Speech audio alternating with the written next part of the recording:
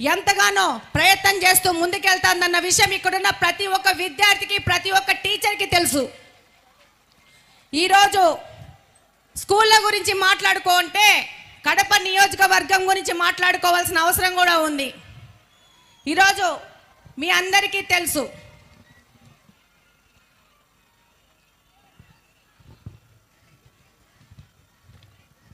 ఈ యొక్క స్కూల్స్లో గత 5 సంవత్సరాల నుంచి ఏమి జరిగిందనేది.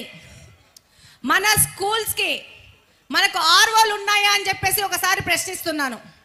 5 సంవత్సరాల క్రితం 25 స్కూల్స్కి ఆర్ఓ ప్లాంట్స్ శాంక్షన్ చేసి ఈరోజు అందులో 5 ఆర్ఓ ప్లాంట్లు వర్కింగ్ కండిషన్లో ఉన్నాయి.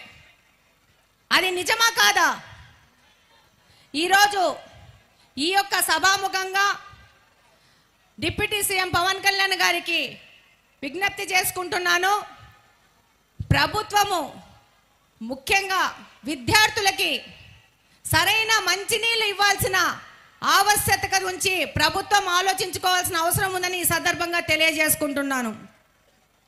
అలాగనే గత ప్రభుత్వము ఫెయిల్ అయిన నాడు నేడు కార్యక్రమం మీద మొదలుపెట్టిన బిల్డింగ్లన్నీ త్వరితగతిన వాటిని పూర్తి చేసి విద్యార్థులకు అందుబాటులో తెచ్చే విధంగా ముందుకెళ్లాలని ఈ సందర్భంగా విజ్ఞప్తి చేసుకుంటున్నాను. అలాగనే ఈ స్కూల్ పరిసర ప్రాంతాలలో కెమెరాలు అనేది పెట్టాల్సిన అవసరం ఉంది. ఇందాక ఎస్పీ గారు చెప్పినారు, సమాజంలో అనేక చెడు వ్యసనాలకి ఈ యొక్క గత 5 సంవత్సరాల నుంచి సమాజం చెడిపోయింది. దీని నుంచి విద్యార్థులను బయటికి తీసుకురావాలా, ఒక అబ్జర్వేషన్ పిల్లల మీద ఉండాలా, సమాజంలోని యువకుల మీద ఉండాలనే విషయము ఎస్పీ గారు చెప్పారు. అందులో భాగంగా ప్రతి ఒక్క స్కూల్లో నిఘా వ్యవస్థ అనేది చాలా అవసరము. విద్యార్థులను సక్రమమైన మార్గంలో తీసుకెళ్ళి వాళ్ళకి సరైన భవిష్యత్తు అనేది మనమే తయారు చేయాలా, ప్లాట్ఫామ్ అనేది మనమే ఇవ్వాలా. ఇందులో భాగంగా పేరెంట్స్కి ఎంతో బాధ్యత ఉంది, స్కూల్లో టీచర్స్కి ఎంతో బాధ్యత ఉంది. వాళ్ళ యొక్క పిల్లలు ఏ విధంగా ప్రవర్తిస్తున్నారు, వాళ్ళ ప్రవర్తనలో ఏదన్నా మార్పు వచ్చిందని గమనించుకొని ఇమీడియట్గా దాని మీద రివ్యూస్ చేసుకోవాల్సిన అవసరం ఉంది. అలాగనే సమాజంలోని మన వీధుల్లో ఉన్న పెద్దలకు కూడా అంతే బాధ్యత ఉంది. ఎక్కడన్నా ఏదన్నా అసాంఘిక కార్యక్రమం జరుగుతూ ఉందంటే ఇమ్మీడియట్గా పోలీసు వ్యవస్థకు ఇన్ఫార్మ్ చేయాల్సిన అవసరం ఉంది.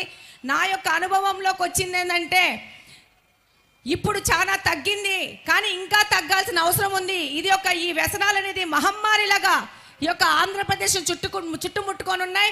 ముఖ్యంగా కడపలో చాలా మంది పేదవాళ్ళు ఉన్నారు. వీళ్ళు తొందరగా ఈ యొక్క అలవాట్లకు అలవాటు పడే పరిస్థితిలో ఉన్నారు. కాబట్టి దీని మీద ఎక్కువ నిఘా వేసి, అలాగనే పోలీసు వాళ్ళకు కూడా ఒక విజ్ఞప్తి చేసుకుంటున్నాను. ఎస్పీ సార్, విజ్ఞప్తి చేసుకుంటున్నాను.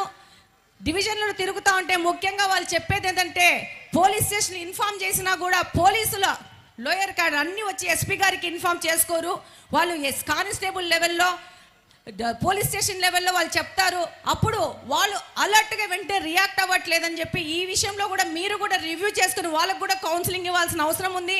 చాలా మంది పోలీసు వాళ్ళు ఈ యొక్క వ్యసనాలకు బారిన పడ్డ వాళ్ళ మీద కంప్లైంట్ ఇస్తే వాళ్ళు ఎక్కడ దాడి చేస్తారన్న భయంతో వాళ్ళు ముందుకు రావట్లేదనేది తల్లిదండ్రులు, ముఖ్యంగా తల్లులు మా యొక్క దృష్టికి తీసుకురావడం జరిగింది. కాబట్టి ఆ విధంగా కూడా పోలీసు వాళ్ళకు కూడా మీరు స్పెషల్ ట్రైనింగ్ ఇచ్చి కౌన్సిలింగ్ ఇచ్చి ముందుకు పంపించాల్సిన అవసరం ఉంది. ప్రతి ఒక్క తల్లి దీని నుంచి మా పిల్లల్ని కాపాడండి అని విజ్ఞప్తులు చేసుకున్న పరిస్థితి ఈరోజు రాష్ట్రంలో ఉన్నదని ఈ సందర్భంగా తెలియజేసుకుంటున్నాను. ఇక్కడున్న ప్రతి ఒక్కరూ సేవ్ కడప, సేవ్ ఆంధ్రప్రదేశ్ అని ఇందాక పోస్టర్ రిలీజ్ చేసినాము. దీని మీద అందరం పాటుపడాల్సిన అవసరం ఉంది. ఇంకొక ముఖ్య విషయము, ఇది నా కడప నియోజకవర్గం గురించి మాట్లాడుతూ ఉన్నాను. డిప్యూటీ సీఎం గారు, మాది కార్పొరేషను.